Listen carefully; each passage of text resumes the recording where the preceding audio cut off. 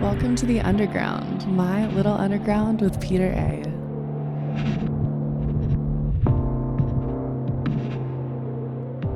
It's My Little Underground. I'm Peter A. This is the last My Little Underground of 2024, and that means I get to go through some of my favorite releases of the second half of the year. And I want to start with two standout singles from the first half of the year that I really want to discuss because they're from artists that you should really pay attention to going into 2025. So I want to start with Anna Altman, their latest single, Balloons.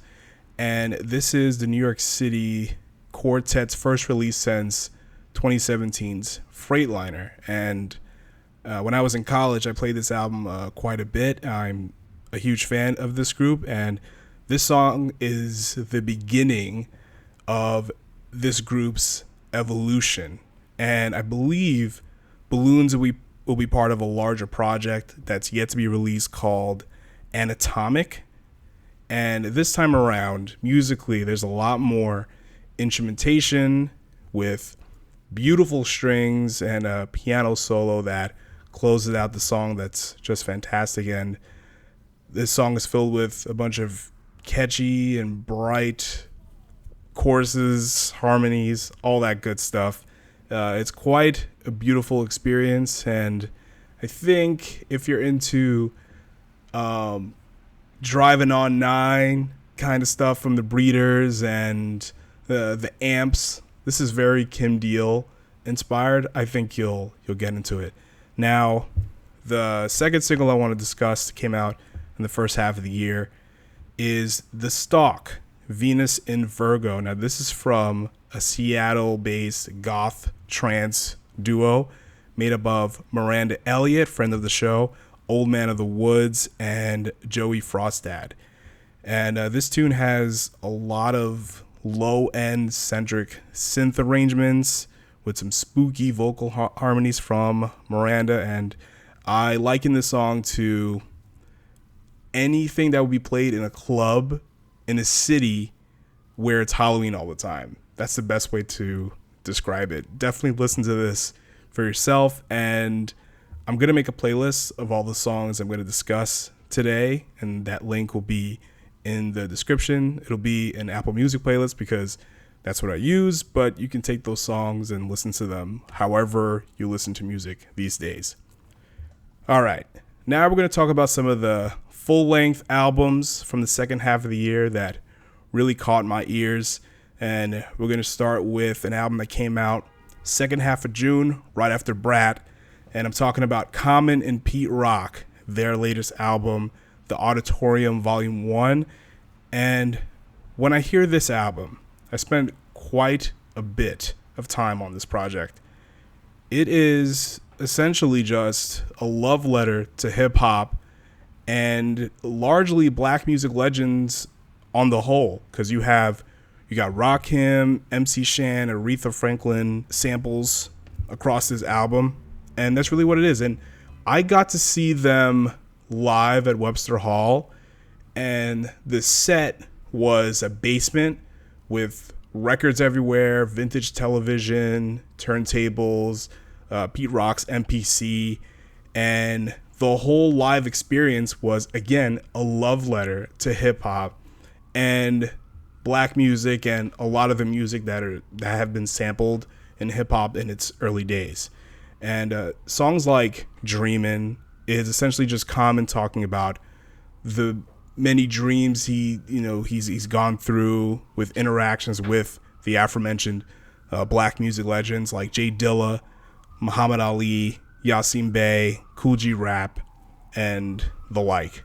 And Fortunate kind of expands upon frequent themes throughout Common's discography, being present and living in the now. And this song and most of this album has the classic hip-hop structure made famous by producers like Pete Rock. A lot of looped, sampled hooks and instrumental interludes that make you wish were standout songs, like standalone songs rather. And during the press of this album, Common would say in interviews that he loves those Pete Rock interludes, and I get that. And I do think that this album is not necessarily a nostalgic trip, even though it is kind of a nostalgic album. I look at it as two people reflecting on why they love hip hop, and it also tells me that Common and Pete Rock are just timeless. You got one of the best rappers and one of the best producers coming together, and they still sound fresh. They sound, just as good as anything else out there. And I posted this on Instagram, but Common a couple of years back did a freestyle with the LA Leakers, and I listened to it so many times this year, and it's not going to show up on my rap, it's a YouTube clip, and it was just a showcase of someone who has impeccable rhyme skills. It's unbelievable. Like, he's better than, your favorite rapper's favorite rapper, in my opinion. But this album, this tag team with Common and Pete Rock is something you should go out of your way to listen to.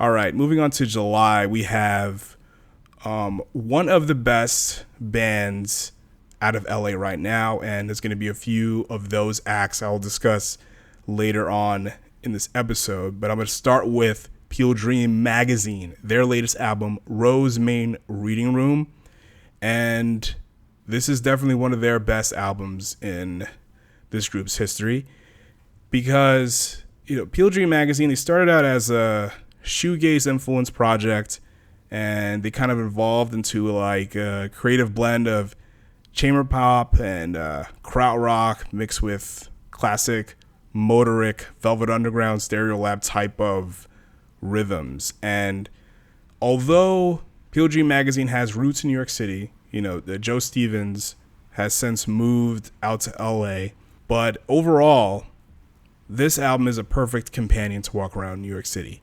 Because when I hear tunes like Central Park West and Wish You Well, I think about walking along the Natural Museum, the Museum of Natural History during the summertime specifically. And this album has such stunning production. Like, Wish You Well has acoustic guitars that are mixed and in a certain way where it feels like I have my ear against someone's guitar. And it doesn't sound overmodulated at all. It sounds so warm and crisp in your ears. It's amazing. And a lot of the vocal arrangements on this album are stunning, and they're very serenading and, again, very crispy and potent instrumentation and production. It's amazing. And again, there's a lot of instrumentation here. You have glockenspiel, you have these tender acoustic guitars, lots of synths, woodwind, but it's not overwhelming. It's not overmodulated. It is very soothing and relaxing to the ear. It's a gumbo pot of instrumentation, and it is something I would highly recommend you listen to. It'll lower your blood pressure, I think. Moving on to August, we have Ravyn Lenae's Bird's Eye. This is her second album, and it's full of romantic, upbeat, genre-bending bops with Ravyn's airy, melismatic voice front and center. Just like her last album, Hypnose, a couple of years back. Same deal, but a lot more genre experimentation. Like the sweet, dance-friendly pop opener, Genius, a song that I can't stop listening to. The hook is very infectious, and it will not leave your head. Trust me. We have the very sultry, romantic R&B duet with Ty Dolla $ign. This tune is just loaded with beautiful harmonies. It's almost like Ty Dolla $ign and Ravyn have worked together forever. And the song's called Dream Girl. And I don't know, they just work very well together. It's almost like they recorded an album together in secret, and this is one of the previews to that. And then we have the pretty reggae jam Candy, and this album is sonically fluid but very consistent. Like nothing sounds so jarring, even though it kind of goes in and out of the genre. But it's a wonderful, sweet, brisk listen that I would highly recommend. It's fantastic. Moving on to some great September albums with another band from LA that is not only one of the best bands in LA, but definitely one of my favorite groups right now. And I'm talking about Dummy and their latest album, Free Energy. This is their second album, and they're essentially just expanding upon some of the experimental ideas from their second EP, EP2. And let me just say this about Dummy. They've been putting out music since 2020, and they had 2 EPs and now 2 full-length albums. And each release, they just get better and better. And they just make consistently great music, and they never stay stagnated. They always want to evolve and change and expand upon their repertoire, and I really appreciate that. And this is a band you should definitely pay attention to going into the new year. And it's not because Joe Trainer has been on My Little Underground a few times over the years. Well, he's on the show a lot because he keeps making great music, period. That's it. And he always wants to come on and share what Dummy has going on. But let's dive into Free Energy a little bit. This album is loaded with lots of looping, lots of droning, sampling, noisy guitars.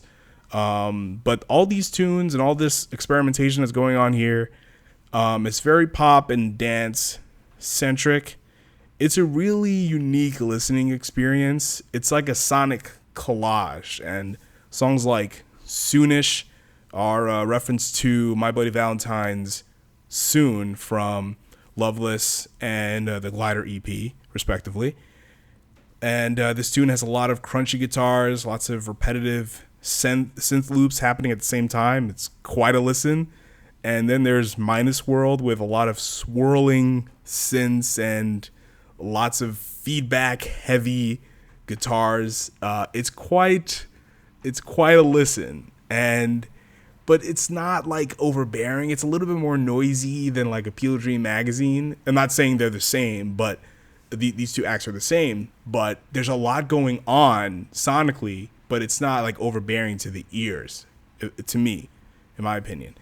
Then there's Dip in the Lake, which is just wonderfully hypnotic. There's these pianos that are layered together that are just looped. It's stunning. Staying in LA, we have Mo Dotty and their debut LP, Opaque. And Mo Dotty has a lot of noise pop and shoegaze influences. And this album is it's a wonderful display of noise and beauty, akin to My Bloody Valentine and Lush. It has their recipe. But to me, when I think of Mo Dotty, when I hear of their music, it is a little bit more straightforward and not as wild and experimental as My Bloody Valentine. And kind of like Lush, the vocals are more front and center with a pop lens, pop focus. Like songs like Pale Blue Afternoon, Whirling Sad, all these tunes have crushing guitar leads, but with very catchy and sweet vocal melodies that are very memorable. And then there's my personal favorite, For Anyone and You. And I think when I heard this song for the first time, I had the same feeling I felt when I first heard My Bloody Valentine's Only Shallow. Like, I felt totally transported, and I was different after I heard it in the best way, because when I first heard My Bloody Valentine, I never heard music the same again. And when I hear Mo Dotty, I have that feeling. The way this kicks off, it is just like, Only Shallow. It's a crushing drum intro with loud guitars coming at you. But I feel like this song, while a little bit noisy, it's less about the noise and most about making like a pretty experience. Like there's a lot of really gorgeous vocal refrains here. And Mo Dotty is definitely a band to watch. This is the first full-length LP. They dropped 2 EPs before this, and I think they're just going to get better with time. All right, moving on to November, last but not least on this list, we have Kendrick Lamar, GNX. Now, this is Kendrick's surprise album. Some believe that this may be an album before the album, but I don't know. We'll see. But a lot of this album has a lot of themes of reflection and kind of the state of hip hop as we know, according to Kendrick. The songs like Whacked Out Murals, which is essentially Kendrick voicing his frustration of hip hop. Like, for example, he mentions Lil Wayne's negative reaction to Kendrick getting the Super Bowl. And he mentions Nas as the only one to congratulate him. And then we have TV Off, which is, continuing this theme of like calling out hip hop, kind of like what he did to Drake most of 2024. I look at TV Off or this whole album rather, just as Control 2024. Like, you remember that Big Sean song in 2013, and Kendrick's verse went viral because he was calling out his contemporaries. He said he had love for Jay Electronica, Big Sean, Mac Miller, Tyler, Meek Mill, even Drake, but he was trying to murder them lyrically. I think it's great. It's just Kendrick being Kendrick and being very hip hop, competitive in the best way, not in a negative way, no violence, just like lyrical sparring. I'm okay with that. I'm mostly a proponent of just a great body of work, but if you're gonna call somebody out and they're a worthy opponent, why not? Who knows? As long as no violence carries out, I'm good. And I love what Kendrick was saying on TV Off, basically saying like there's very few solid people around. I love it. And he used Biggie's line from Kicking the Door. And it's definitely just continues on to this like just this theme of kicking down the door of hip hop and accepting all challengers. And this also won't be on my Wrapped as well, and it wasn't. Kendrick Lamar's Pop Out that he did from the Kia Forum on Juneteenth. And I feel like whenever I need a bit of motivation, I put this concert on. Kendrick has an unbelievable amount of support from his fan base, especially in LA. Like, he knows how to connect to a crowd. It's unbelievable. Just watch any bits and pieces from that huge pop-out show at the Kia Forum. You know exactly what I'm talking about. And then there's songs like The Heart Part 6, which is essentially like a wonderful reflection of how he got started with TDE, soaking up game, sitting in on J-Rock's label meetings at the time. And this album is just, classic Kendrick, calling out his contemporaries and just kind of reflecting on himself. And I think this is like a sign of what's to come. He's doing the Super Bowl in February, so that should be interesting. Hopefully he's not like censored in any way, and he just unleashes. It would be great to see him and his TDE brothers, or former TDE brothers rather, on stage, and maybe he gives some new insight of what's going on with PG Lang, and maybe he does new music. Who knows? All right. This is My Little Underground. I'm Peter A. I'll see you all in the new year. Later days. My Little Underground.